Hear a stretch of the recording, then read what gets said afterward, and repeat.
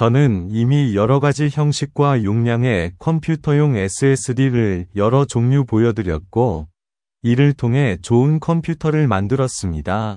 하지만 오늘은 잠재력이 큰 또 다른 NVMe SSD의 사양을 살펴보겠습니다.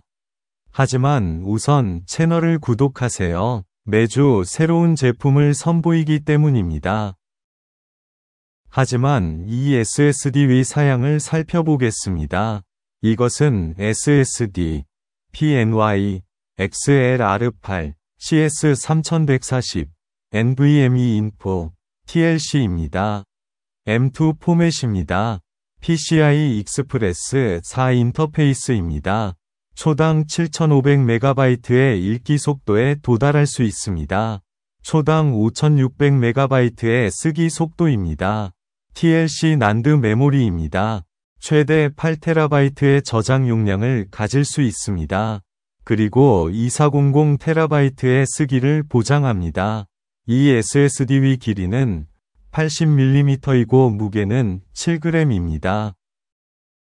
PCI Express 4 인터페이스로 초당 7000MB의 속도에 도달할 수 있는 이 SSD는 대부분의 사람들에게 이상적인 매우 좋은 SSD입니다.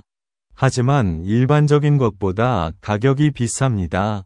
하지만 더 저렴한 다른 느린 SSD나 초당 10GB 이상의 속도에 도달할 수 있는 PCI Express 5 인터페이스가 있는 더 빠른 SSD를 찾을 수 있습니다.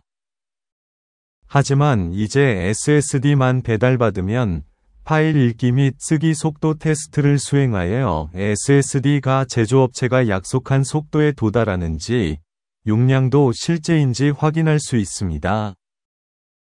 하지만 컴퓨터의 NVMe SSD를 선택하는 방법을 설명하겠습니다. SSD를 선택할 때 중요한 특성은 속도, 용량, 메모리 유형, 모듈 길이입니다. M2 SSD의 속도는 PCI Express 인터페이스 버전에 따라 다릅니다. PCI Express 3 버전은 초당 3500MB의 파일 읽기 속도에 도달할 수 있는 반면 PCI Express 4는 초당 7000MB에 도달할 수 있고 PCI Express 5는 초당 최대 12000MB 또는 초당 1.2GB에 도달할 수 있습니다. 하지만 PCI Express Gen 5 SSD는 매우 빠른 속도 때문에 매우 뜨거워지기 때문에 방열판이 필요합니다. 또 다른 특징은 저장 용량입니다. 일반적으로 SSD는 500GB에서 4TB 사이의 용량을 가질 수 있기 때문입니다. 필요한 용량의 SSD를 선택해야 합니다. 하지만 용량이 클수록 SSD는 더 비쌉니다. 메모리 유형도 중요합니다. SSD는 MLC, TLC 또는 QLC 유형의 플래시 메모리를 가질 수 있습니다. 요약하자면 QLC 메모리는 저렴하지만 더 빨리 마모되고 MLC 메모리는 더 비싸지만 더 내구성이 좋습니다. 다른 특징은 SSD 모듈의 크기입니다. M2 SSD는 다양한 형식을 가질 수 있기 때문입니다.